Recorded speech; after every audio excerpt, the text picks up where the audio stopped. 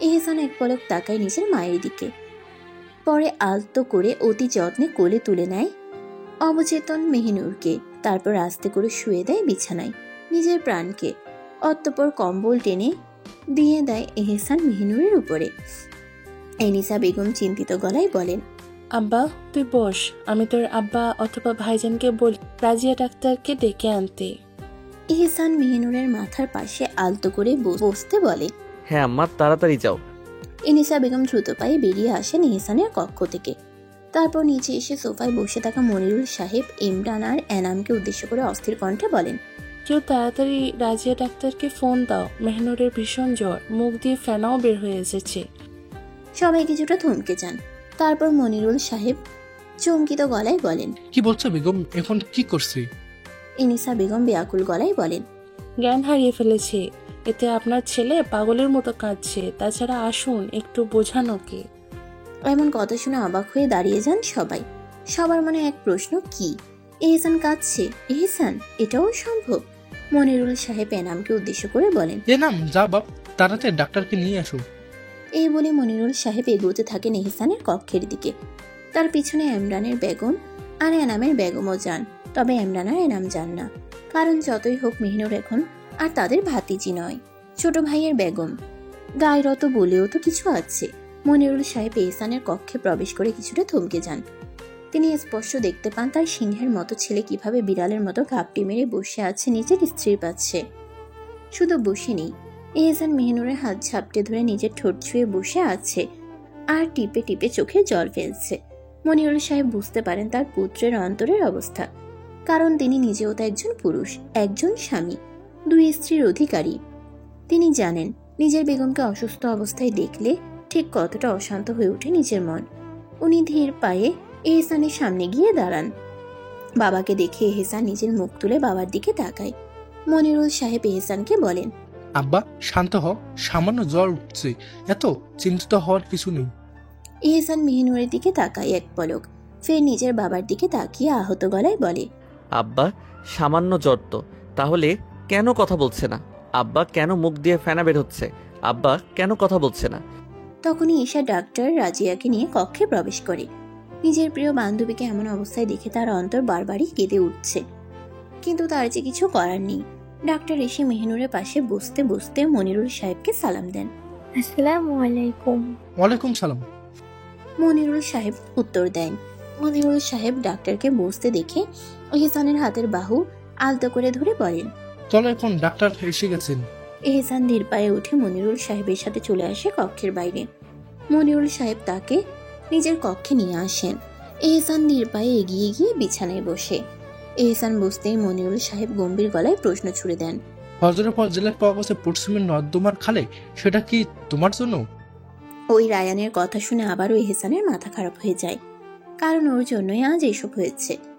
আজ নারীকে এতটা কষ্টে ভুগতে হচ্ছে রায়ানের জন্যই। যদি ওই রায়ান না আসতো তাহলে এহসান ওকে খুনও করতো না, আর মেহিনুরের গায়ে ওর হারাম রক্ত লাগতো না, আর না এহসান মেহিনুরকে রাতে পুকুরে গোসল করাতো। এহসানকে চুপ থাকতে দেখে মনিরুল সাহেব বুঝে যান এটা তার ছেলেরই কাজ। তিনি হতাশ গলায় বলেন, কেন মারলে? এহসান মেঝের দিকে কটমট করে তাকিয়ে হাত মুষ্টিবদ্ধ করে উত্তর দেয়, ওই কুত্তার বাচ্চা আমার নারীকে দেখে ফেলেছিল, ওকে নিয়ে যেতে এসেছিল। মনিরুল সাহেব ঠান্ডা গলায় বলেন, তাই বলে এতটা ভয়ঙ্করভাবে মারবে? দেখো, মেহনুর ওই ছেলেটাকে নিয়ে যেতে আসতেই পারে, কারণ মেহনুরও হবু স্ত্রী ছিল। বাবার এই কথা শুনে এহসানের মগজ টকবক করে জ্বলে ওঠে। কি, তার নারীর নাম অন্য কারোর সাথে জুড়ে দেওয়া হচ্ছে? না, এমনটা হতে পারে না। মেহিনুরের নাম শুধু এহসান তালুকদারের সাথে, শুধুই এহসান তালুকদারের সাথে। এহসান রেগে সাপের মতো ফুঁসে উঠে দাঁড়িয়ে যায় এবং গলা ফাটিয়ে চিৎকার করে বলে, না আব্বা, এমন কথা বলবেন না। মেহিনুর শুধু আমার বেগম, শুধু আমার, অন্য কারোর সাথে ওরে কেন জুড়ছেন? মেহিনুর শুধু এই পাপিষ্ট পুরুষ এহসানের, শুধু এহসানের। মনিরুল সাহেব এহসানের কাঁধে হাত বুলিয়ে দিতে দিতে বলেন, শান্ত হও, শান্ত হও। এহসানের বোধগম্য হয় রাগে চোটে নিজের বাবার সাথে উঁচু গলায় কথা বলে ফেলেছে। সে ভীষণ লজ্জায় পড়ে যায়। সাথে সাথে এহসান হাঁটু ঘেরে বসে যায় নিজের বাবার সামনে। তারপর ওনার 2 হাত নিজের 2 হাতের মধ্যে নিয়ে ওনার মুখের দিকে আহত চোখে তাকিয়ে অনুশোচনার গলায় বলে, আমাকে মাফ করে দিন আব্বা, আমি নিজের মধ্যে নেই। আমি বেয়াদবি করে ফেলেছি আপনার সাথে। আব্বা, আমার উচিত হয়নি এতটা বড় গলায় আপনার সাথে কথা বলা। মাফ করে দিন আমায়। এ বলে এহসান মনিরুল সাহেবের হাতে নিজের ঠোঁট ছোঁয়ায় আর আবারও নিম্ন গলায় বলে, মাফ করে দিন আমায় আব্বা, আমি ভুল করে ফেলেছি। আমি লজ্জিত, ভীষণ লজ্জিত। মনিরুল সাহেব এহসানের এমন কাণ্ডে হেসে দেন। তার ছোট ছেলেটা ভীষণ বুঝদার। সে যদি কোনোদিন কোনো ভুল ঠিক এভাবে সাথে সাথেই মন জিতে নেয়, কোনো অভিযোগ রাখতে দেয় না নিজের প্রতি। মনিরুল সাহেব মৃদু হেসে এহসানের মাথায় হাত বুলিয়ে বলেন, ওটো আব্বা, আমি তোমার পরিস্থিতি বুঝতে পারছি। আমার এমন বলা ঠিক হয়নি। ওটো, তুমি নিজের কক্ষে যাও, দেখো তোমার নিজ বেগমের কি জ্ঞান ফিরেছে কিনা। এদিকে মেহনুর চোখ খুলে চারপাশে তাকায়। কিন্তু এ কি, সবাই এখানে কেন?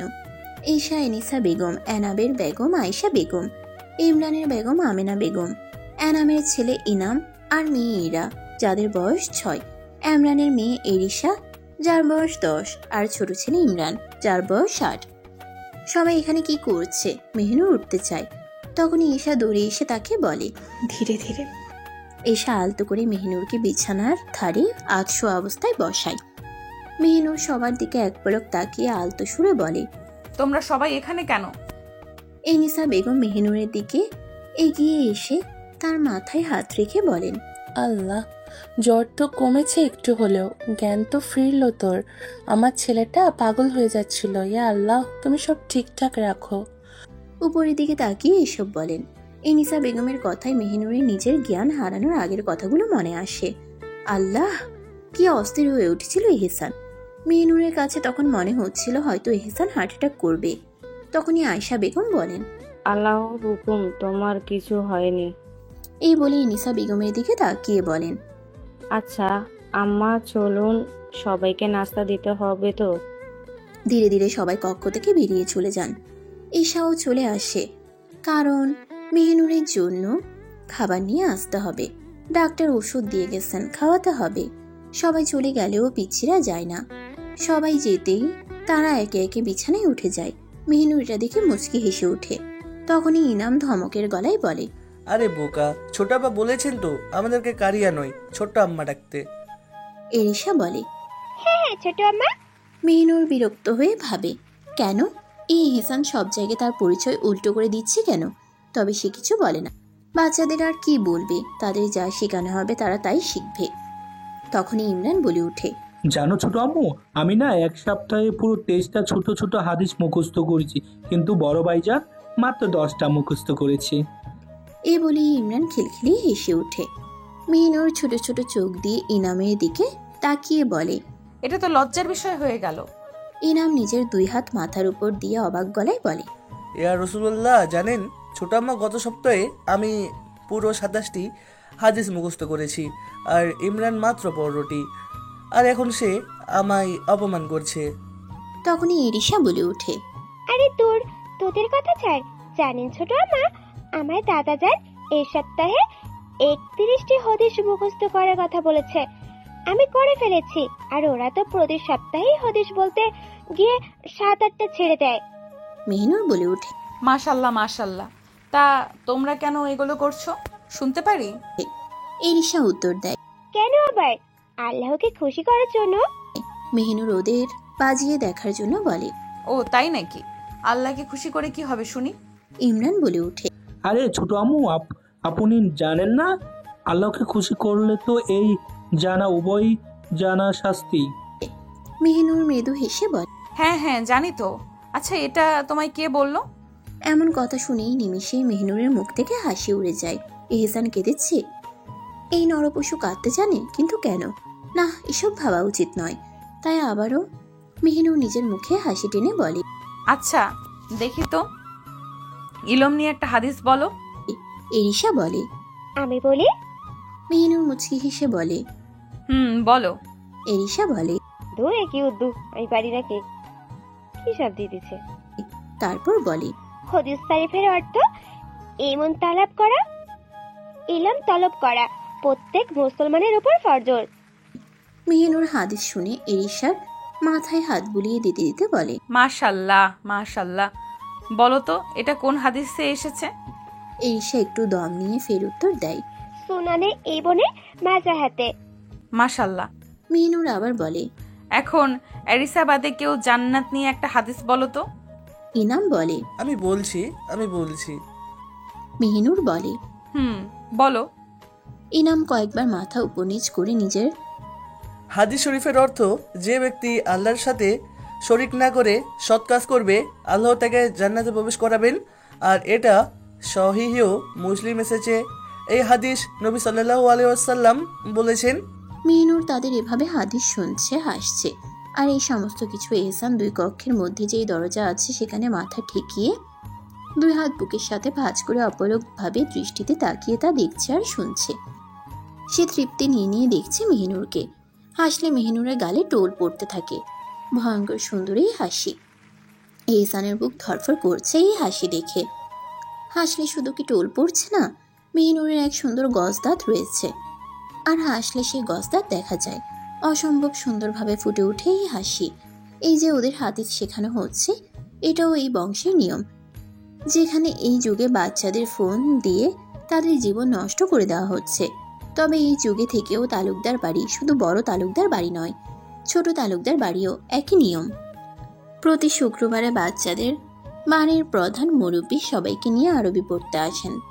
তাদেরকে যার যার বয়স অনুযায়ী হাদিস কুরআনের সুন্দর সুন্দর আয়াত মুখস্থ করার জন্য দেন এবং আগের সপ্তাহে যেগুলো দিয়েছেন সেগুলো সবক নেন। যে সবচেয়ে বেশি পারবে তাকে ইসলামিক বিভিন্ন জ্ঞানমূলক বই পুরস্কার দেন। নিজের দিন সম্পর্কে ধারণা দেন। এই বংশের সব যত বংশধর এসেছে এই ৩-৪ যুগ ধরে সবাই কোরআনে হাফেজ। এই বংশের বাচ্চাদের ৯ বছর বয়স হলেই হাফেজিতে ভর্তি করিয়ে দেওয়া হয়। এতে বাচ্চারা ১৩ বছরের আগেই কোরআনে হাফেজ হয়ে যায়। এবার হাফেজ হওয়ার পর যার যেখানে ইচ্ছে সেখানে পড়তে পারে। তবে প্রতি শুক্রবারে সব পুরুষরা মিলে ৩খানা খতম দেন আর মহিলারা ২খানা। এটা তারা নিয়মের জন্য করেন না, এটা নিজের রবের জন্য করেন, যাতে পরকালে শান্তিতে থাকতে পারেন। তাই এই জন্য বর্তমানে সভায় তালুকদার বংশের সব বংশধরই কোরআনে হাফেজ। তবে এত ধার্মিক হওয়ার পরও এদের মধ্যে রক্তাক্ত থেমে নেই। যুগ যুগ ধরে এটা হয়ে এসেছে, তবে নিজ বংশধরের সাথে নয়, অন্যদের সাথে। খানিকক্ষণ পর এহসানের পানে মেহিনুরের নজর যায়, যে কিনা তার দিকে অপলক দৃষ্টিতে তাকিয়ে আছে। মেহিনুর এহসানের নির্লজ্জ দৃষ্টি দেখে চোখ নামিয়ে নেয়। মনে মনে আওড়াতে তাকে বলে, কি এক চোখ সারাক্ষণ আমার দিকে থাকে? আল্লাহ, এই চোখ তুমি অন্যদিকেও তো ঘুরিয়ে নিতে পারো মাবুদ। এহসান ধীর পায়ে বিছানার সামনে এসে আলতো সুরে বলে, আব্বাজানরা, আপনাদের গল্প করা শেষ হলে দয়া করে নিচে যান। নাস্তা করতে হবে তো। মাদ্রাসায় যাবেন না আজ? মসজিদেও তো কেউ গেলেন না। এহসানের কথা শুনে একে একে সবাই মেহিনুরের গালে চুমু খেয়ে বলে, আসসালামু আলাইকুম ছোট আম্মা, আসছি। আর বিকেলে দেখা হবে। দোয়া করি আপনি সুস্থ হন তাড়াতাড়ি। এটা বলেই সবাই একে একে বিছানা থেকে গুটি গুটি পায়ে কক্ষ থেকে বেরিয়ে যায়। মেহিনুরও তাদের সালামের উত্তর দিয়ে নিষ্পলক চোখে তাকিয়ে থাকে তাদের যাওয়ার পানে। আজ একটু শান্তি লাগছে। ওর বাচ্চাদের সাথে কথা বলে সবাইকে আল্লাহ সুন্দর বোঝার মস্তিষ্ক দিয়েছেন। আলহামদুলিল্লাহ। এহসান দেখে মেহিনুর ওদের যাওয়ার পানে তাকিয়ে আছে, তাই নিজে একটু ঝুঁকে টুপ করে মেহিনুরের গালে একটু চুমু খেয়ে নেয়। মেহিনুরের নিজের দুনিয়ায় আসে এমন ঘটনায় তারপর চোখ গোল করে রাগি চোখে তাকায় এহসানের পানে আর দাঁত চেপে বলে, এটা কি করলেন? এহসান মেহিনুরের সামনে বসতে বসতে বলে, আবার দিয়ে বুঝিয়ে দেই কি করলাম। মেহিনুর নিজের গালে হাত দিয়ে স্পর্শ করে বলে, কেন অপবিত্র করে দিলেন আমায়, আবার নিজের অপবিত্র স্পর্শ দিয়ে? এহসান নির্বিকার মৃদু হেসে উত্তর দেয়, বলেছ তো একবার আমার অপবিত্রতা আলিঙ্গন করবে, তোমার পবিত্রতাকে হাজারোবার। মেহিনুর এসব ছেড়ে অন্য প্রশ্ন করে, আচ্ছা শুনুন, এইভাবে উন্মাদের মতো অমন করছিলেন কেন? এখন বাড়ির সবাই এই কথাই মুখে মুখে ঘুরছে। এহসান হতাশ চোখে এক পলক তাকায় মেহিনুরের দিকে, পরে বলে, তুই যদি বুঝতি নিজের প্রাণকে কষ্টে কাতরাতে দেখে কতটা কষ্ট হয়, তাহলে এই প্রশ্ন করতি না। মেহিনুর অবাক হয়ে প্রশ্ন করে, আপনি বলছেন? এহসান আহত গলায় বলে, হ্যাঁ বুঝি, ভীষণভাবে বুঝি। এই তো একটু আগে যখন তোর কথা শুনতে পারিনি, তোর আখি জোড়া খোলা দেখতে পাইনি, তখন বুঝেছি। মেহিনুর বোকার মতো চেয়ে প্রশ্ন করে, কি বলছেন? এহসান এক পলক মেহিনুরের দিকে তাকায়, তারপর মাথা নিচু করে নিজের বুকের দিকে তাকায় আর নিজের শাহাদাত আঙ্গুল নিজের বুকের বাঁ পাশে ঠেকিয়ে মেহিনুরের দিকে আবার তাকিয়ে বলে, এই এখানে, এই ঠিক এখানে বুঝেছি। ব্যথা মনে হচ্ছিল, কেউ কলিজা ছিঁড়ে নিয়ে যাচ্ছিল, হৃৎপিণ্ড বরাবর কূপ দিচ্ছিল। মেহিনুর হতবাক হয়ে যায়। কি এই পুরুষ তার জন্য এমনটা অনুভব করে? কিন্তু কেন, কি জন্য, কেন? এহসানকে বলতে যাবে তখনই ঈশা কক্ষে প্রবেশ করে খাবার নিয়ে। ঈশা ধীর পায়ে বিছানায় খাবারের প্লেট রাখে, তারপর কিছু না বলে ওদের দিকে এক পলক তাকিয়ে চলে যায়। এহসান দীর্ঘশ্বাস ফেলে খাবারের ট্রে নিয়ে হাত ধুয়ে বাটি থেকে স্যুপ নিয়ে খাইয়ে দেয় মেহিনুরকে। মেহিনুরও একটাও টুশব্দ না করে চুপচাপ খেয়ে নেয়। এহসান মেহিনুরকে খাইয়ে ওষুধ খাইয়ে ওকে একটু বিশ্রাম নিতে বলে। নিজে বাকি খাবারটুকু খেয়ে নিচে প্লেট রেখে আসে। এদিকে ছোট তালুকদার বাড়িতে 8 মাথা একসাথে হয়েছে, মানে মেহিনুরের 6 চাচা, ছোট ভাইজান এবং দাদা কিছু একটা পরিকল্পনা খুঁজছেন যেন মেহিনুরকে নিজের কাছে রাখতে পারেন, আর ওই জমিখানাও। রাত এশারের পর এহসান সারাদিনই মেহিনুরের পাশে ছিল, তবে আসরের নামাজ পড়ে একটা সবাই চলে যায়। মেহিনুর ক্লান্তিতে সারাদিনই বেঘরে ঘুমিয়েছে ঔষধ খেয়ে, আর সারাদিনই এহসান মেহিনুরের পাশে বসে তৃপ্তি নিয়ে ঘুমন্ত মেহিনুরের মুখখানা দেখে।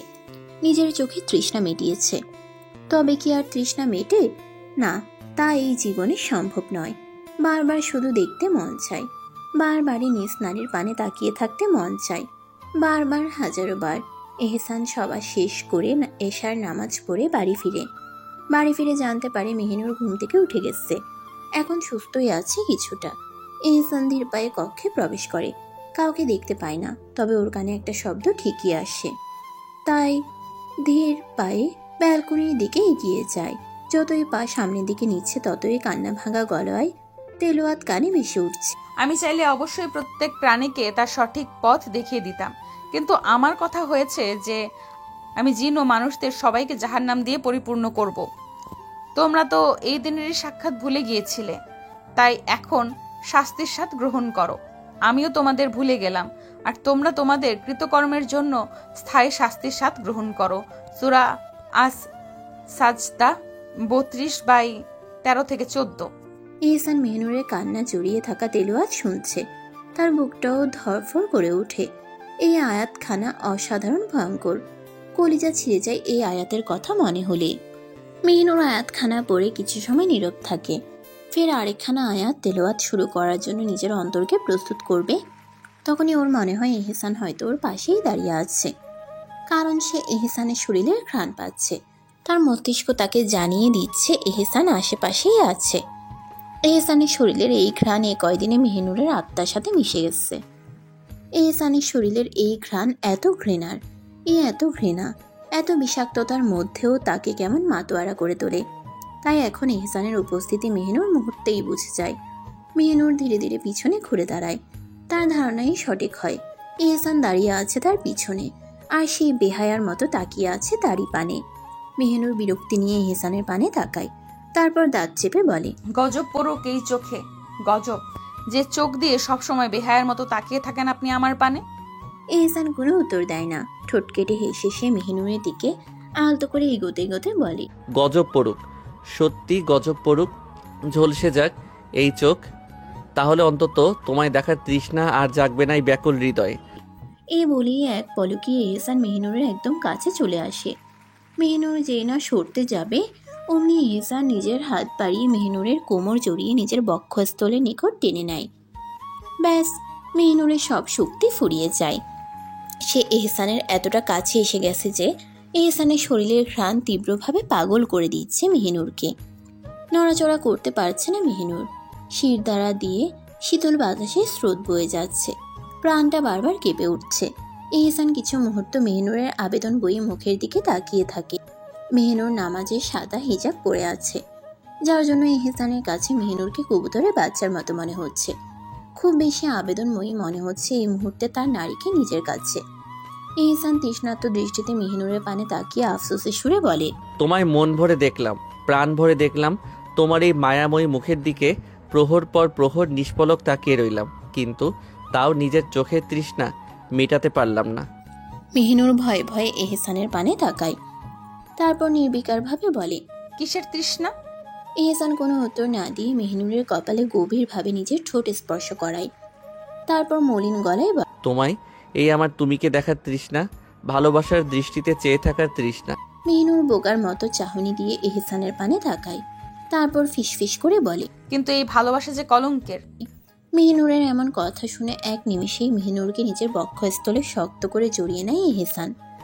অতঃপর ব্যাকুল গলায় বলে, তোমার প্রতি আমার ভালোবাসা যদি কলঙ্কের হয় তবে এই কলঙ্কই আমার জন্য চিরন্তন। মেহিনুর একটা শব্দও করে না, চুপচাপ এহসানের বুকে মাথা রেখে দাঁড়িয়ে থাকে। এই পাপিষ্ঠ পুরুষকে সে এত ঘৃণা করে, এত ঘৃণা, কিন্তু কেন জানি আজ এই পাপিষ্ঠ পুরুষের বুকে মাথা রাখতে ঘৃণা করছে না। কিন্তু কেন কেন ঘৃণা করছে না? অস্থির হয়ে ওঠে মেহিনুরের ভেতরটা। সে আলতো করে মাথা নাড়ায়, এতে এহসান মেহিনুরকে ছেড়ে দেয়। মেহিনুর দ্রুত বলে, নিচে যেতে হবে, রাতের। এহসান মেহিনুরের অবস্থা উপলব্ধি করতে পেরে মৃদু হেসে বলে, যাও। মেহিনুর নিচে রান্নাঘরে চলে আসে। এখানে রাতের খাবার তৈরি করার দৌড়ঝড় শুরু হয়েছে। এশার নামাজের পর সবাই খেয়ে ঘুমিয়ে যান। এনিসা বেগম মেহিনুরকে রান্নাঘরে দেখে মুচকি হেসে বলেন, কোনো প্রয়োজন মেহনুর? মেহিনুর সংকোচ নিয়ে বলে, ওই ভাবলাম যদি তোমাদের কোনো সাহায্য করতে পারি। যদি। এনিসা বেগম মেহিনুরের কথা শুনে মেহিনুরের দিকে এগিয়ে গিয়ে মেহিনুরের মাথায় আলতো করে হাত রেখে বলেন, তা তো করবে যদি নিজ ইচ্ছায় চাও, আর যদি এহসানের কথা এসে থাকো তাহলে নিজের অনিচ্ছায় কাজ করতে হবে না মেহনুর। মেহিনুর কাপা গলায় বলে, না মানে উনি বলেননি, আমি নিজেই এসেছি। কিছু যদি করি ভালো লাগবে। এনিসা বেগম হেসে বলেন, তাহলে যাও, ওখানে ডিম সিদ্ধ রাখা আছে, এহসানের জন্য ডিম ভর্তা আর মাছ ভর্তাটা তৈরি করে নাও। মেহিনুর মাথা নাড়ায়, তারপর কাজে লেগে পড়ে। তবে সাথে টুকটাক সবার সাথেই গল্প করছে। সবকিছু তৈরি হয়ে গেলে সবাই একে একে বড় রাজকীয় টেবিলে খাবার পরিবেশন করেন। 9 থেকে 10টা খাবারের তরকারি টেবিলে থাকতেই হবে, এটাই নিয়ম। আর আগে বাচ্চারা খাবে, পরে বাড়ির পুরুষরা খাবেন এবং তাদের বেগমরা পাশে থাকবেন কিছু লাগবে কিনা তা দেখার জন্য। পুরুষদের খাওয়া শেষে মহিলারা খাবেন। বাড়ির সব পুরুষ টেবিলে উপস্থিত, শুধু এহসান ছাড়া। এনিসা বেগম মেহিনুরকে উদ্দেশ্য করে বলে, এহসান কোথায় মেহনুর? মেহিনুর কিছুটা লজ্জায় পড়ে যায়, কিন্তু এখন লজ্জার সময় নয়, তাই আমতা আমতা করে বলে, ওই ঘরেই তো দেখে এলাম। আয়শা বেগম বলেন, তাহলে একটু ডেকে নিয়ে এসো। মেহিনুর মাথা নাড়ায় দুদিকে, তারপর পা বাড়ায় যাওয়ার জন্য। তখন আমেনা বেগম বলে, ঘরে না পেলে ছাদে দেখো। মেহিনুর ওনার দিকে এক পলক তাকিয়ে নিম্ন গলায় বলে, আচ্ছা। মেহিনুর কক্ষে আসে, কিন্তু এহসানকে পায় না। দীর্ঘ শ্বাস ফেলে কক্ষ থেকে বেরিয়ে আসে এবং ছাদের দিকে রওনা দেয়। 3 তলা পেরিয়ে সিঁড়ি বেয়ে ছাদে উঠে একদম ছাদের দরজার কিনারে এসে থমকে যায় মেহিনুর, কারণ ওর কানে স্পষ্ট একটা সুন্দর কণ্ঠ আসছে। মেহিনুর ধীর পায়ে নিশ্চুপ হয়ে ছাদের দরজা বরাবর দাঁড়ায়। সামনে তাকাতেই দেখতে পায় এহসান অন্যদিকে মুখ করে আকাশের দিকে তাকিয়ে একটা নাশিদ পড়ছে। নাশিদটা মেহিনুরের কানে স্পষ্ট ভেসে আসছে। খুব সুন্দর করে উচ্চারণ করছে এহসান। মেহিনুর মুগ্ধ হয়ে শুনছে। নিজ দুনিয়ায় নিয়ে এসে ডুবে গেছে এহসানের কণ্ঠে। এই নাশিদে এত সুন্দর মনে হচ্ছে যেন নাশিদটা নিজেই গেয়েছে এহসান, অথচ তা নয়। এই নাশিদ মেহিনুরের ভীষণ প্রিয় একটি নাশিদ। এহসান দীর্ঘশ্বাস ফেলে পিছনে ঘুরে, মনটা একটু হালকা হলো আল্লাহর হুকুমে। পিছনে ঘুরে থমকে যায় এহসান। মেহিনুর দাঁড়িয়ে আছে, তার প্রাণ দাঁড়িয়ে আছে, আর তার প্রাণ তারই দিকে তাকিয়ে আছে, তাও ঘৃণাহীন দৃষ্টিতে। এই পাপিষ্ঠ জীবনে এটাই তার পাওয়া সবচেয়ে বড় উপহার। তার নারী তার দিকে ঘৃণাহীন দৃষ্টিতে তাকিয়ে আছে। এহসান এক নজর পরখ করে নিজের আপন নারীকে। আজ তার প্রেম প্রেয়সীকে বেশি সুন্দর লাগছে। পরনে খয়েরি 3 পিস, দুধে আলতা ফর্সা গায়ের সঙ্গে এই রংটা বেশ মানিয়ে গেছে, তাই তো এত সুন্দর লাগছে। ভয়ঙ্কর সুন্দর লাগছে, ভয়ঙ্কর। হৃদয় ছেদ করছে বারবার এই সৌন্দর্য। চাঁদের আলো চকচক করছে তার নারীর সৌন্দর্যে। এর মধ্যে মাথার ওড়নাটা মাথা থেকে সরে গেছে, এতে আতখোলা খোপা করা চুল দেখা যাচ্ছে। সামনের দিকে কিছু চুল কপালে এসে পড়েছে। মোহময়ী লাগছে। তার বেয়াদব নারীকে আজ আরো বেশি মোহময়ী লাগছে। সৌন্দর্য উপচে পড়ছে, আর সে মায়াবী আঁখি। আর সে আঁখিতে কোনো ঘৃণা নেই, কোনো অভিযোগ নেই, শুধু আছে একরাশ মুগ্ধতা। তাই তো এই আঁখি জোড়া এহসানকে মাতোয়ারা করে তুলছে। এহসান মেহিনুরের দিক থেকে চোখ সরিয়ে আকাশের দিকে তাকিয়ে মনে মনে বলে, ইয়া রাব্বে করিম, আপনি আমায় নিজেকে সামলানোর অসীম ক্ষমতা দান করুন। আপনি দয়াময়, আপনি দয়া করুন আমায়। আমার প্রাণপ্রিয় নারীকে যে সৌন্দর্য দিয়েছেন আপনি, নয়তো তাতে ডুবে যাব আমি। আমাকে ধৈর্য দান করুন মাবুদ, আপনি তো সব জানেন সব। মেহিনুর উপলব্ধি করে তার ওড়নাটা মাথায় নিয়ে তাড়াতাড়ি মাথায় ওড়না টেনে নেয়। কারণ শয়তান বলে যে নারীর মাথায় কাপড় থাকে না সে আমার স্ত্রী, আর এমনিতেই এক ইবলিশের বউ হয়ে বসে আছে, আর চায় না আরেক ইবলিশের স্ত্রী হতে। তাই দ্রুত ওড়না মাথায় পেঁচিয়ে নেয়। অতঃপর আলতো পায়ে এহসানের সামনে এসে দাঁড়ায়, নিচের দিকে তাকিয়ে বলে, চলুন খাবার খেতে হবে। এহসান মেহিনুরের কথায় আবার ওর দিকে তাকায়। এহসান লক্ষ্য করলো মেহিনুর কাঁপছে, কারণ প্রচুর ঠান্ডা, আর ওর গায়ে কোনো চাদরও নেই। এহসান দীর্ঘশ্বাস ফেলে নিজের গায়ে চাদর হাতে নিয়ে নেয়। তারপর দুদিকে ধরে অতি যত্নে মেহিনুরের গায়ে জড়িয়ে দেয়। মেহিনুর কিছুটা ভরকে যায়, তারপর বুঝতে পারে এহসান ওর ঠান্ডা লাগছে, ব্যাপারটা বুঝতে পেরেছে। অতঃপর মেহিনুরকে বলে, চলো। এহসান আর মেহিনুর একসাথে ছাদের দরজা পার হয়ে সিঁড়ি বেয়ে নামতে থাকে। তবে মেহিনুর বারবারই এহসানের দিকে তাকাচ্ছে, কিন্তু কেন তাকাচ্ছে, কি জন্য তাকাচ্ছে তা সে নিজেও জানে না। সে শুধু এই মুহূর্তে এটুকুই জানে এখন তার এহসানকে দেখা উচিত, তাই বারবারই নিজের দৃষ্টি এহসানের পানে নিক্ষেপ করছে। একসময় মেহিনুর এহসানের দিকে তাকানোর চক্করে সিঁড়িতে উষ্টাকিয়ে পড়ে যেতে নেয়। মেহিনুর এতটা গভীর ভাবনায় চলে গেছে এহসানকে নিয়ে যে উষ্টাকিয়ে পড়ে যাচ্ছে, তাও ওই আগের মতো এহসানের পানে তাকিয়ে আছে, কিন্তু মেহিনুর পড়ে যায় না। ঠিক সময় এহসান সামনে হাত দিয়ে আগলে নেয় মেহিনুরকে। মেহিনুর নিজ দুনিয়ায় ফিরে আসে। সে যে একটা আস্ত বেকুব তা সে নিজেও জানে। আবুলের মতো যেদিকে মন যায় সেদিকেই মন পড়ে যায়। এখন সবটা বুঝে ভীষণ লজ্জায় পড়ে যায় মেহিনুর। ছিছি, কি হলো? এহসান ঠোঁট কেটে হেসে বলে, তোরই আছি আমি, তৃপ্তি ভরে দেখবি আমায়, সমস্যা নেই। কিন্তু এখন আমার দিকে না তাকিয়ে নিচের দিকে তাকিয়ে একটু হাত পড়ে, তুই পড়ে গিয়ে নিজের কিছু করলে আমার হবে কি? মেহিনুর এমন কথায় লজ্জায় পড়ে যায়। তারপর লজ্জাকে গিলে এহসানকে মলিন গলায় বলে, আপনি তো আমার দিকে সারা দিনই তাকিয়ে থাকেন, আর আমি একবার তাকিয়েছি বলে এমন করে বললেন? এহসান একটা শব্দও না করে মেহিনুরকে কোলে তুলে নেয়। তারপর আলতো হেসে বলে, এবার তাকাও, মন ভরে তাকাও, মনে ভরে দেখো, এই আমি, শুধু তোমার, শুধু তোমার, শুধু তুমিই তাকাবে। আমি এহসানের পানে বারবার তাকাবে, আমার পানে বারবার। কিন্তু মেহিনুর আর তাকায় না লজ্জায়। এই জায়গায় মেহিনুরের জায়গায় অন্য কেউ হলেও হয়তো এমন লজ্জায় মরে উঠত। কি ভয়ঙ্কর লজ্জার বিষয়! যাকে ঘৃণা করে তার দিকেই তাকিয়েছিল, আর এমন তাকানো তাকিয়েছিল যে তাকাতে তাকাতে উষ্টাকিয়ে পড়ে যাচ্ছিল। কি লজ্জার বিষয়! মেহিনুরের কাছে এর চেয়ে লজ্জাজনক আর কিছু নেই। কি লজ্জা! সব শেষ হয়ে গেছে লজ্জায়। মেহিনুর চুপচাপ নিজের গাল এহসানের বুকের সাথে ঠেকিয়ে চোখ বন্ধ করে নেয়। এহসান ধীর পায়ে নিজ প্রাণপ্রিয় নারীকে নিয়ে এগিয়ে যেতে থাকে। এহসান মেহিনুরকে এনে দ্বিতীয় তলার সিঁড়িতে এসে ধীরে ধীরে নামিয়ে দেয়। তারপর দুজন ধীর পায়ে নিচে নামে। এতক্ষণে সবার অর্ধেক খাওয়া শেষ হয়ে গেছে বলতে গেলে। এহসান গিয়ে চুপচাপ নিজের চেয়ারে বসে। মেহিনুর কিছুটা দূরে দাঁড়িয়েছিল।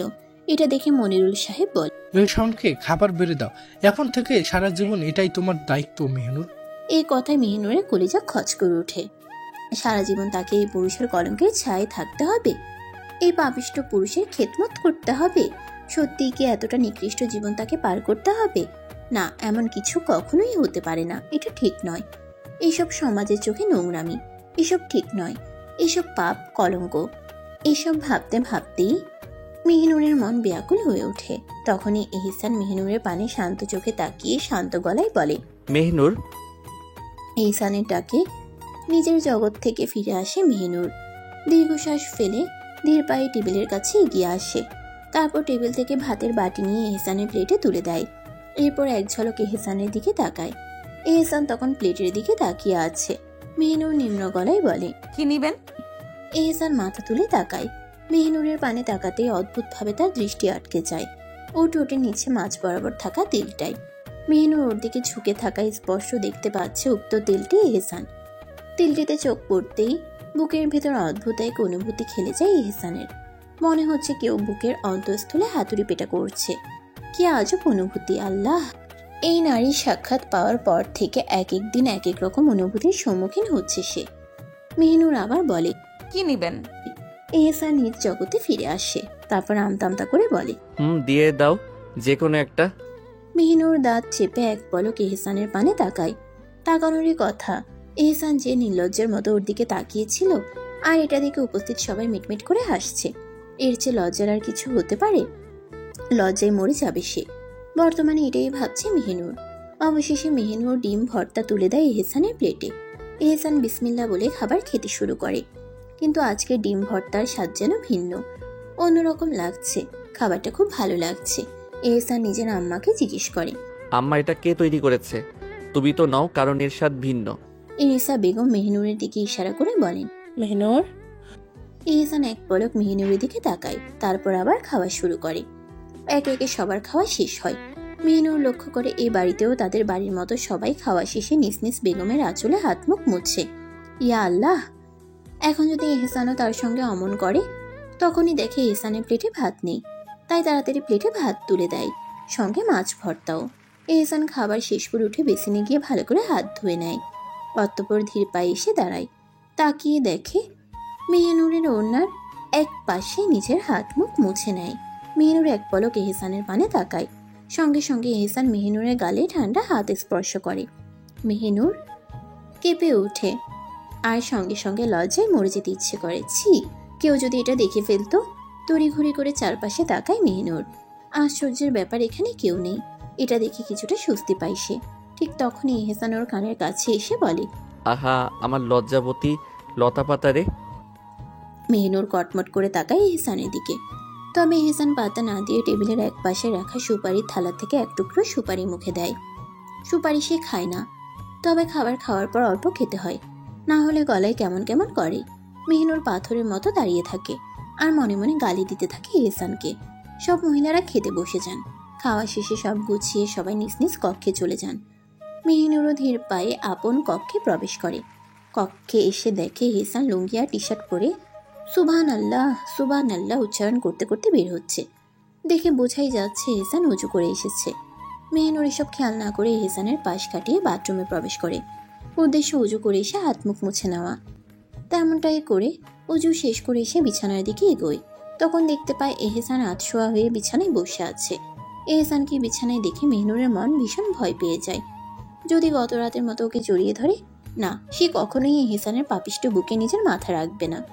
এই এহসানের জন্য তার বাবা চাচাকে কুকুরের মতো আহাজারি করতে হয়েছে। এই এহসানের জন্য তার ভাইজান ক্ষতবিক্ষত হয়েছে। না, সে এই পুরুষের বুকে আজ মাথা রাখবে না। সে সোফায় ঘুমাবে।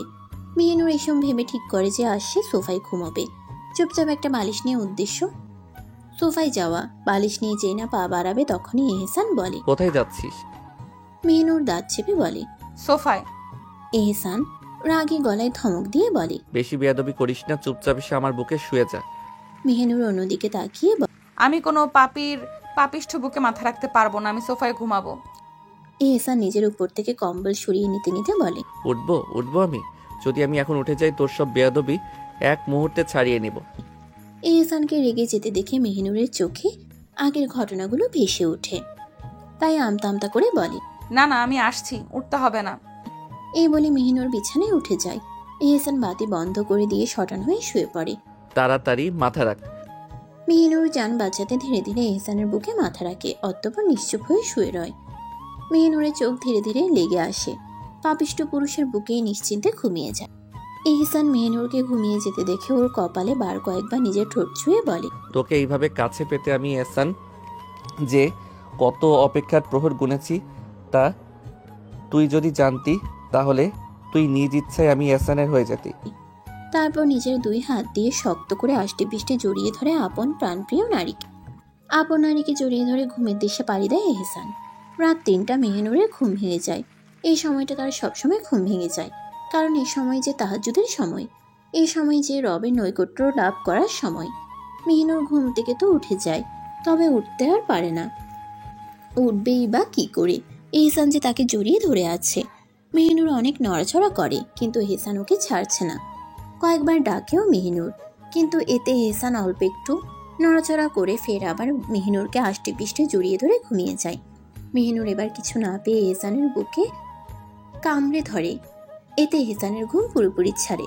তবে এহসানের ঘুম ভাঙার পরও সে মেহিনুরকে ছাড়ে না। এতে মেহিনুর চিৎকার করে উঠে বলে, সমস্যা কি আপনার? এভাবে জড়িয়ে ধরেছেন কেন? ছাড়ুন। এহসান মেহিনুরকে আরো শক্ত করে জড়িয়ে ধরে ঘুম ঘুম গলায় বলে, আর মাত্র একটু, তারপর ছাড়বো। মেহিনুর বেজায় রেগে গিয়ে ছোট বাচ্চারা মাটিতে পড়ে যেভাবে গড়াগড়ি খায় এমনভাবে নড়তে থাকে সে। বেচারা এহসান এবার এই কাণ্ডে ছেড়িয়ে দেয় মেহেনুরকে।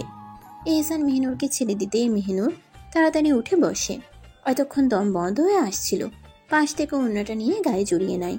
তখনই এহসান শুয়ে থেকে উপরের দিকে তাকিয়ে বলে, ইয়া রাব্বে কারিম, আপনি এক জিনিস জুটিয়েছেন, আমার কপালে মন্দ নয়। মেহেনুর কটমট করে তাকিয়ে এহসানের পানে বলে ওঠে। মন তো চাচ্ছে থাপ্পড় দিয়ে এই অসভ্য জবান ভেঙে দিতে। এহসান মেহেনুরের দিকে চোখ রাঙিয়ে চেয়ে বলে, বেয়াদব নারী, স্বামীর সাথে কেমন আচরণ করতে হয় সেটা জানিস না? থাপ্পড় বসিয়ে দেবো গাল বরাবর। দিব থাপ্পড়? মেহেনুর এমন কথা শুনে চুপচাপ বিছানা থেকে নেমে যায়। আর এখানেই থাকা যাবে না। মেহেনুর উঠে গিয়ে উজু করে তাহাজ্জুদের নামাজে দেয়। এহসানেরও ইচ্ছে করছে নামাজ পড়তে, তাই তাড়াতাড়ি বিছানা ছেড়ে উঠে যায়। অতঃপর বাথরুম থেকে উজু করে এসে একখানা জায়নামাজ নিয়ে মেহেনুরের পাশে জায়নামাজে দাঁড়ায়। এতক্ষণ মেহেনুর 2 রাকাত নামাজ পড়ে সালাম ফিরিয়ে নিয়েছে। এহসানকে দেখে মেহেনুর বলে, আমায় মিসওয়াক এনে দিবেন? এহসান মেহেনুরের দিকে তাকিয়ে উত্তর দেয়, আচ্ছা ঠিক আছে। মেহেনুর এহসানের সামনে হাত জোড় করে দাঁড়িয়ে কাঁদছে। কান্নার শব্দ থামানোর কোনো চেষ্টা নেই, গলা কাঁপছে, কেবল একটাই কথা উচ্চারণ করছে, দয়া করে একবার আমায় দাদাজানকে দেখতে দিন, একটা বার আমায় দাদাজানকে দেখতে দিন। প্রয়োজনে আপনি নিজে যাবেন, আবার ফিরে আসবেন, তাও দয়া করে নিয়ে যান। কিন্তু এহসান যেন আগুন হয়ে আছে। তার চোখে প্রচণ্ড ক্রোধ, চোয়াল শক্ত হয়ে এসেছে। ঠান্ডা অথচ তীক্ষ্ণ কণ্ঠে বলল, চুপ, আর একটা শব্দ মুখ থেকে বের করবি না। বেয়াদব নারী, চুপচাপ বসে থাক। মেহিনুর নিঃশ্বাস আটকে আসে, চোখ দুটো পানিতে ভরে যায় আরো বেশি। কি এমন ঘটল যে পরিস্থিতি এমন হয়ে দাঁড়ালো? একটু পিছনে ফিরলেই পাওয়া যাবে সেই উত্তর। সকালের ঘটনা। বাড়ির সবাই ফজরের নামাজ আদায় করে একসঙ্গে নাস্তার টেবিলে বসেছে। মেহিনুর এহসানের পাশে দাঁড়িয়েছিল, নিঃশব্দে পরিবেশন করছিল নাস্তা। ঠিক তখনই তাজিম সাহেব পাগলের মতো ছুটে বাড়িতে প্রবেশ করলেন। ছোট শ্বাস ঘন, চোখে আতঙ্ক। কাউকে কিছু বলার সুযোগ না দিয়ে তীব্র কণ্ঠে বলে ওঠেন, দয়া করো, মেহনুরকে নিয়ে আয়। এই হাসান, আব্বা কাল রাত থেকে খুব বেশি অসুস্থ, ওকে শুধু দেখতে চাইছে, একবার মাত্র, একবার নিয়ে আয়। এহসানের মুখ কালো হয়ে ওঠে, চোখের কোণে তীব্র বিদ্বেষ। ঠান্ডা অথচ বিষাক্ত কণ্ঠে বলে, তোদের মতো কুকুরদের এই বাড়িতে ঢোকার সাহস দিল কে? তোরা যখন ইচ্ছে তখন চলে আসিস। মনিরুল সাহেব কঠিন গলায় বলেন, এহসান, এসব বলার সময় নয়, তুমি মেহরুকে নিয়ে যাও। তাজিম সাহেব আকুল স্বরে আবার অনুনয় করেন, হ্যাঁ হ্যাঁ হ্যাঁ, তুই দয়া করে একবার নিয়ে আয়। এহসান ধীর পদক্ষেপে তাজিম সাহেবের সামনে এসে দাঁড়ায়। চোখের দৃষ্টি হিমশীতল, তীক্ষ্ণ কণ্ঠে উচ্চারণ করে, আমি এহসান কাউকে দয়া করি না, চুপচাপ বেরিয়ে যা, নয়তো কুকুরের মতো মেরে বের করে দেব। তাজিম সাহেব হতবিহবল হয়ে মেহেনুরের দিকে তাকান। তার ভেতরটা মোচড় দিয়ে ওঠে। তার ভাতিজি কাঁদছে, ঠোঁট চেপে রেখেছে, চোখের জল সামলানোর ব্যর্থ চেষ্টা করছে। এহসান আবার গর্জে ওঠে, তাজিম তালুকদার, বেরিয়ে যায় এখান থেকে। তাজিম সাহেব কিছু না বলে ফিরে যান। পদক্ষেপগুলো ভারী হয়ে আসে। এহসান পিছনে ফিরে তাকিয়ে দেখে মেহেনুর ফুপিয়ে কাঁদছে। কোনো দিকে না দেখে না কিছু শুনে সে তার হাত ধরে টেনে নিজের কক্ষে নিয়ে আসে, তাও সবার সামনে। কক্ষে আসার সঙ্গে সঙ্গে মেহেনুর ধপ করে মাটিতে বসে পড়ে। বুকের ভেতর একটা চেপে রাখা যন্ত্রণা যেন আগ্নেয়গিরির মতো ফেটে পড়ল। দয়া করে একবার আমায় দাদাজানকে দেখতে দিন, একটা বার, প্রয়োজনে আপনি সঙ্গে থাকবেন, নিয়ে যাবেন, ফিরিয়ে আনবেন, তাও দয়া করে যেতে দিন। শ্বাস কাঁপছে, গলা বুঝে আসছে, চোখের জল থামার কোনো নাম নেই। কিন্তু এহসানের মুখে একটুও করুণা নেই। চোখের দৃষ্টি কঠিন, ঠোঁটের কোণে তীক্ষ্ণ এক বিদ্রুপের রেখা। সে রুর কণ্ঠে বলে, চুপ, একদম চুপ, আর একটা শব্দ মুখ থেকে বের করবি না। বেয়াদব নারী, চুপচাপ বসে থাক। ওই নোংরাদের নামও নিবি না আমার সামনে। কথাগুলো যেন বজ্রপাত হয়ে নেমে আসে মেহেনুরের ওপর। কিন্তু আজ মেহেনুর আর আগের মতো নিশ্চুপ থাকলো না। তার রক্তে যেন বিদ্রোহের আগুন জ্বলে উঠল। এক ঝটকায় উঠে দাঁড়ায়, দু চোখে বিস্ফোরণ, হৃদয়ে দাবানল। বাঘিনীর ন্যায় এক তীব্র বিক্রমে এহসানের পাঞ্জাবির কলার চেপে ধরে ফেলে। চোখের লাল শিটে দৃষ্টিতে তার দিকে তাকিয়ে ফুঁসে ওঠে, আপনি নিজেই একটা নোংরা, আর আমার বাবা আমার চাচাকে নোংরা বলছেন? লজ্জা থাকা উচিত আপনার, লজ্জা। নিজের আপন চাচাতো ভাইয়ের আপন মেয়েকে বিয়ে করতে লজ্জা লাগেনি? এহসানের চোয়াল শক্ত হয়ে ওঠে, কিন্তু সে একটুও হাত ছাড়ানোর চেষ্টা করল না, বরং তার গাঢ় শীতল দৃষ্টি মেহিনুরের মুখের দিকে স্থির হয়ে থাকলো। এক দীর্ঘ মুহূর্ত পার হয়ে গেল, তারপর ঠান্ডা অথচ তীব্র কণ্ঠে বলে উঠে, তুই আমার বউ, ভাতিজি নোস, আর তোর দাদা সে আমার আব্বার আপন ভাই নয়। মেহিনুরের নিঃশ্বাস বন্ধ হয়ে আসছে। কি বলছেন আপনি?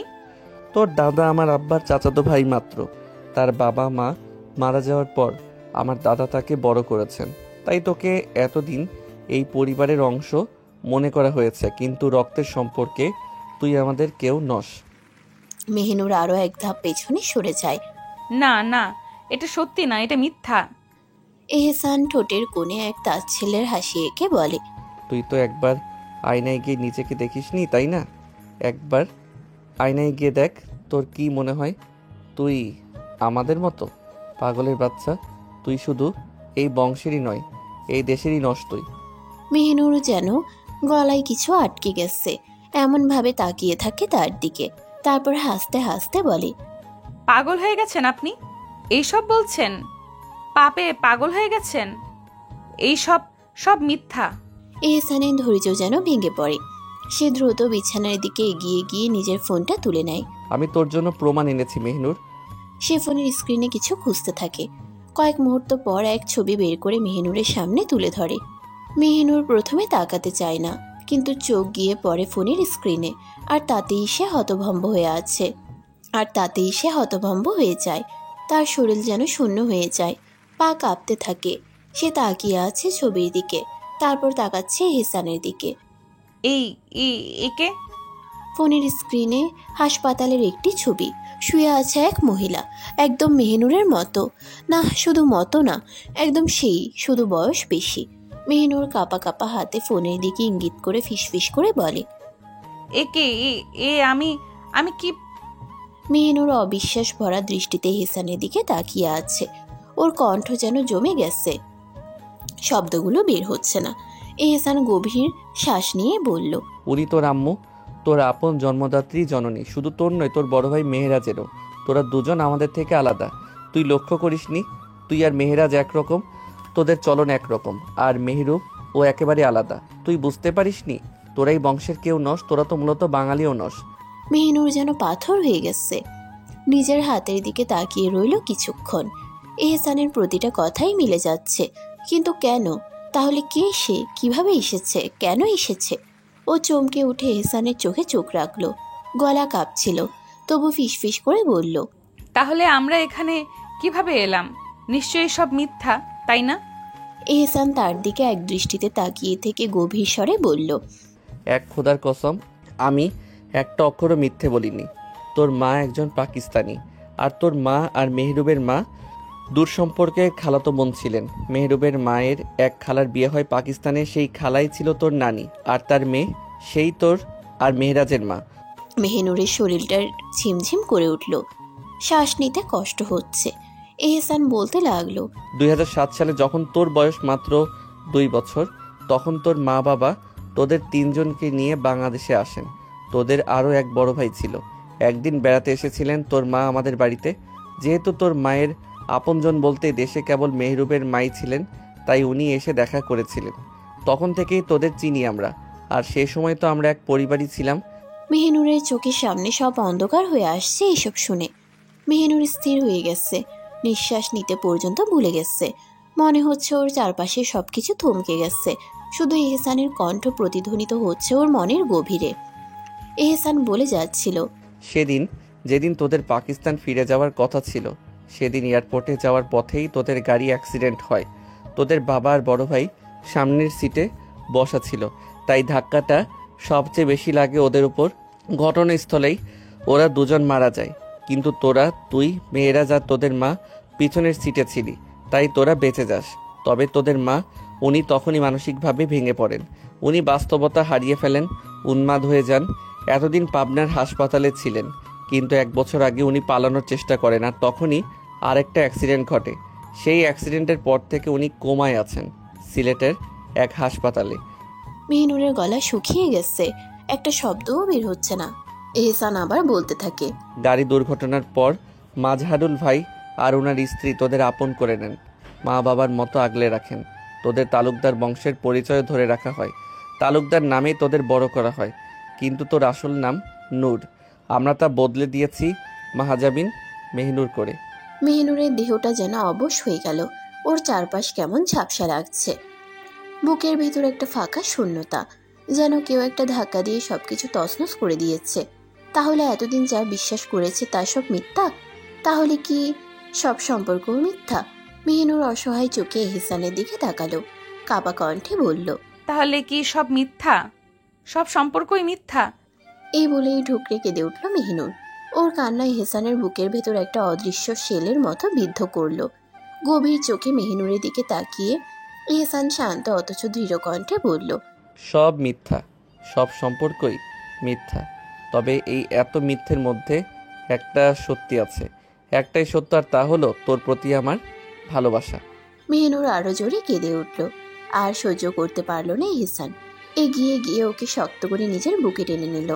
এক হাতে মেহিনুরের মাথাটা আগলে রাখলো, আরেক হাতে ওর পিঠে আলতো করে হাত বুলিয়ে দিতে দিতে বলল, ভালোবাসি, আমি ভীষণ ভালোবাসি। সব মিথ্যার মাঝে এটাই একমাত্র সত্য যে আমি তোমায় ভালোবাসি। মেহিনুর কাঁদতে কাঁদতে ওকে সরিয়ে দেওয়ার চেষ্টা করলো, কেঁপে কেঁপে বলল, ছুবেন না আমায়, মিথ্যে বলছেন আপনি। ঘৃণা করি আমি আপনাকে, ঘৃণা করি। মিথ্যা বলছেন। এহসান একটুও ছাড়লো না, বরং আরো শক্ত করে জড়িয়ে ধরে বলল, আমি জানি তোর অন্তরে আটকে উঠছে, কিন্তু এটাই চিরসত্য, তুই আমার ভাতিজি নোস না, না রক্তের না বংশের। কিছু মুহূর্ত পর মেহিনুর ঘরের এক কোণে দেয়ালে মাথা টিকিয়ে বসে আছে।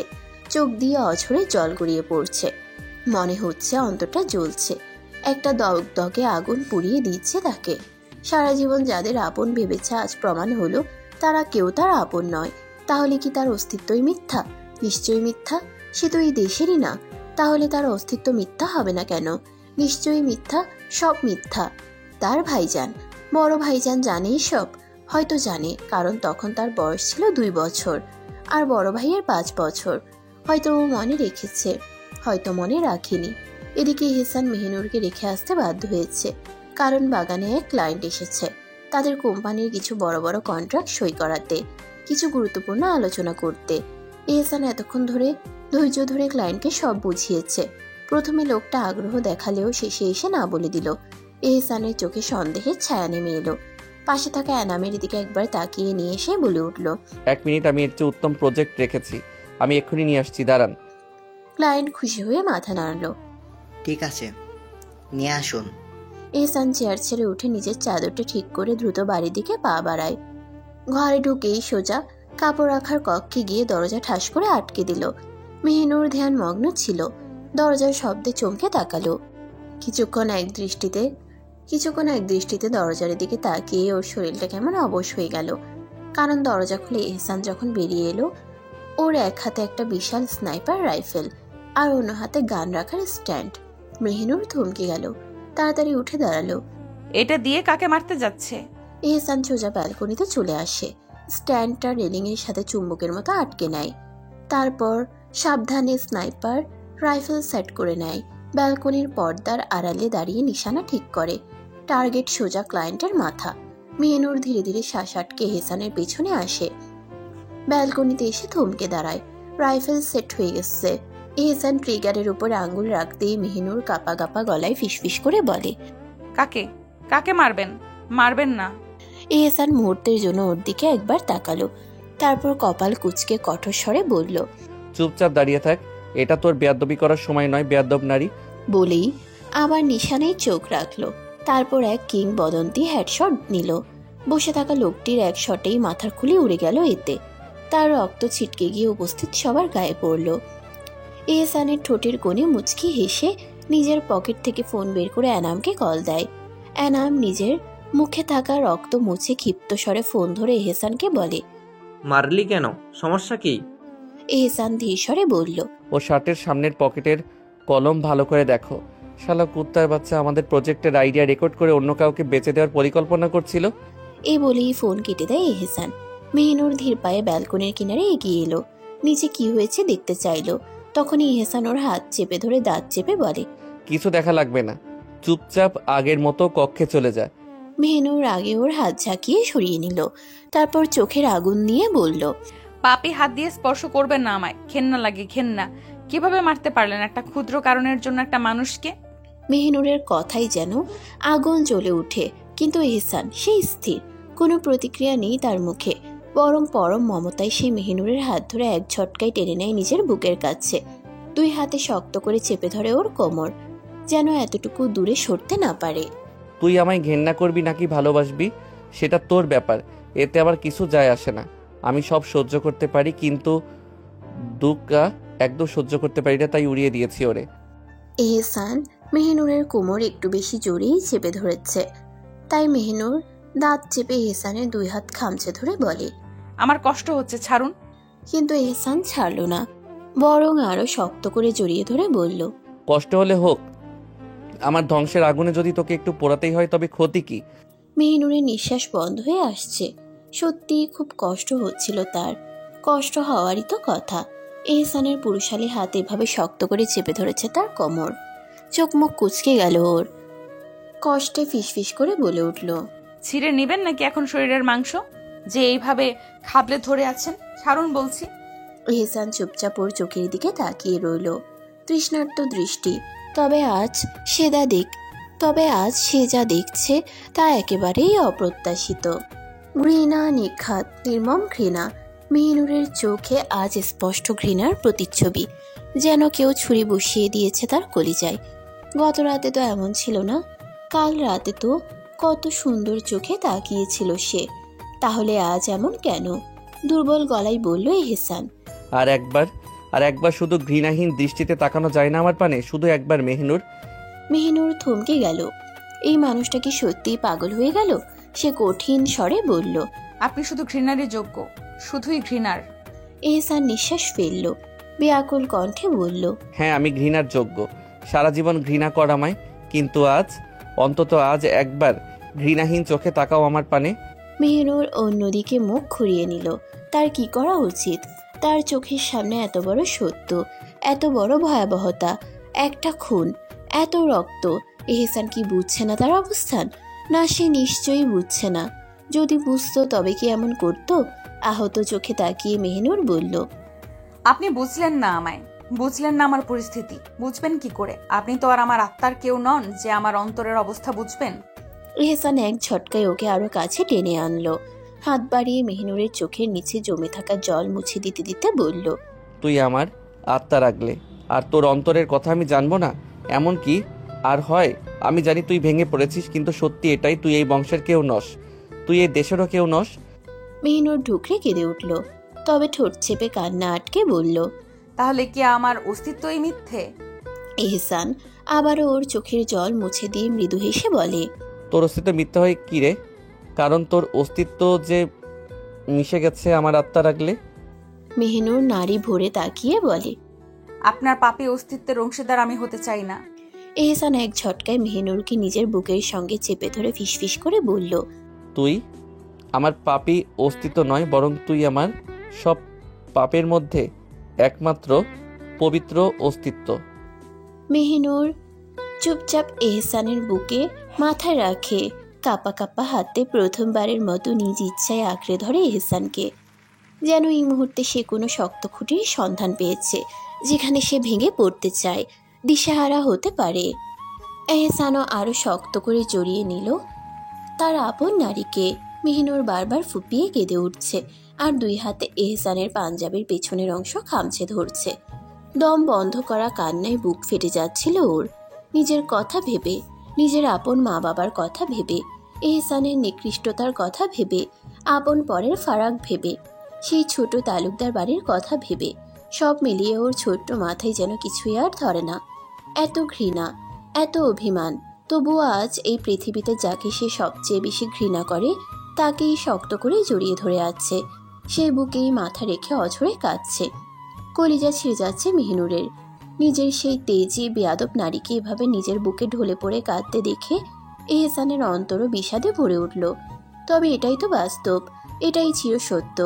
সে ধীরে ধীরে মেহনুরের মাথায় হাত বুলিয়ে দিয়ে বলে, কাঁদো, যত ইচ্ছা কাঁদো, তবে মনে রেখো আমি এহসানের এই বক্ষস্থল শুধু তোমার, আর এখানেই হবে তোমার সর্বোত্তম ঠাঁই। আপনি খুব বাজে লোক। আপনি কথায় কথায় মানুষ খুন করেন, তাও নিকৃষ্টভাবে। আপনি আমাকেও নিকৃষ্টভাবে নিজের করে রেখেছেন। খুব খারাপ আপনি, খুব। মেহিনুর এহসানের বুকে মাথা গুঁজে অশ্রু চেপে ধরে বলে। কথাগুলো বলার পর সে এহসানের বুকেই মাথা গুঁজে থাকে, যেন ওখানেই আশ্রয় খুঁজে পেয়েছে, অথচ অভিযোগও সেখানেই। এহসান নিঃশব্দে শোনে, একটাও কথা বলে না।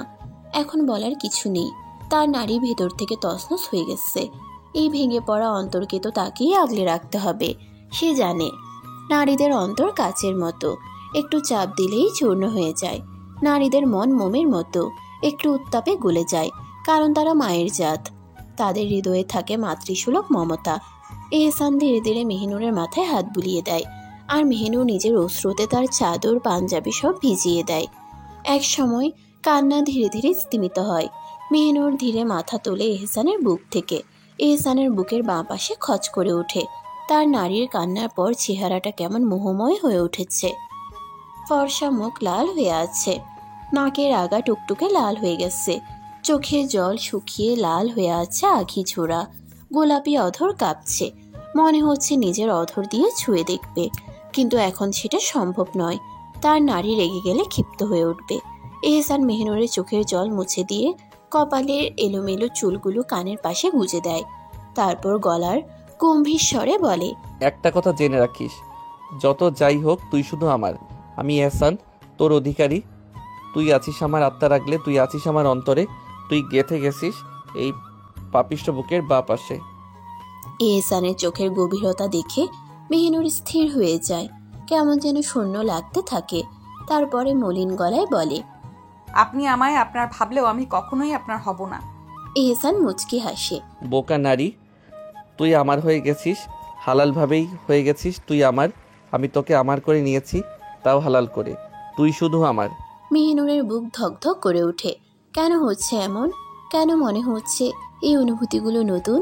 কিন্তু সে নিজেকে সামনে নিয়ে বলে, আপনি আমায় হালাল করে পাননি, কারণ আপনি আমায় জোর করে নিজের করে নিয়েছেন, আর এটা কখনোই হালাল হবে না। এহসান তার ছেলের হাসি দিয়ে বলে, কি করতাম বল? 9টা বছর তোকে চেয়েছি, তোকে হালালভাবে চেয়েছি, বারবার তোকে চেয়েছি। তোর ওই স্বার্থপর বাপ চাচার গেছে জমি পর্যন্ত দিয়েছি, কিন্তু তোর ওই মির্জাফররা তোকে আমার হতে দিল না। তারা বারবার বিশ্বাসঘাতকতা করেছে, তাই তোকে এমনভাবে নিজের করে নেওয়া ছাড়া আমার আর উপায় ছিল না। মেহিনুর কিছু বলতে যাবে, ঠিক তখনই দরজার ওপাশ থেকে কেউ ডাক দিল। এহসান ধীর পায়ে দরজার দিকে এগিয়ে গেল, এক ঝটকায় কপাট খুলে দিল। দরজার ওপাশে দাঁড়িয়ে আছেন তার মা এনিসা বেগম। এনিসা বেগম এহসানকে এড়িয়ে ঘরে প্রবেশ করলেন। মেহিনুর দ্রুত চোখ মুখ মুছে নিয়ে ঘরে আসে, কিন্তু তার চোখের লালচে আভা, নাকের ডগায় জমে থাকা অশ্রুর ছাপ সবই এনিসা বেগমের চোখ এড়ালো না। তিনি ধীর পায়ে এগিয়ে এলেন, মেহিনুরের সামনে দাঁড়িয়ে তার মাথায় আলতো করে হাত বুলিয়ে বললেন, তুমি যেতে চাও বাড়ি? মেহিনুর খানিকক্ষণ চুপ করে রইল। কাল থেকে তিনি তুই না বলে তুমি বলছেন কেন? তবে কি তিনি সত্যি মেনে নিয়েছেন যে সে এ ঘরের বউ? মনে হাজারো প্রশ্ন জমে, কিন্তু মুখে কোনো শব্দ এলো না। একবার এক পলক তাকালো এনিসা বেগমের দিকে, পরক্ষণেই চোখ ঘুরিয়ে এহসানের দিকে। এহসান চোখ ছোট ছোট করে তাকিয়ে আছে গভীর দৃষ্টি নিয়ে। আচ্ছা, যদি সে বলে হ্যাঁ আমি যেতে চাই, তাহলে এহসান কি সত্যি তাকে ছেড়ে দেবে, নাকি নিশ্চিত কেটে নদীতে ভাসিয়ে দেবে? সে তো স্পষ্ট বলে দিয়েছে মেহিনুর তার, কেবল তার। মেহিনুর নিঃশ্বাস চেপে মাথা নিচু করে ফিসফিসিয়ে বলল, না, আমি এখন যেতে চাই না। এনিসা বেগম চোখ শুরু করলেন। এক মুহূর্ত ছেলের দিকে তাকালেন, তারপর আবার মেহিনুরের দিকে। সত্যি করে বলো, ভয় না পেয়ে বলো। মেহিনুর নিঃশব্দে মাথা নেড়ে একই উত্তর দিল। এনিসা বেগম দীর্ঘশ্বাস ছেড়ে বললেন, আচ্ছা ঠিক আছে, তাহলে তোমরা থাকো, আমি আসছি।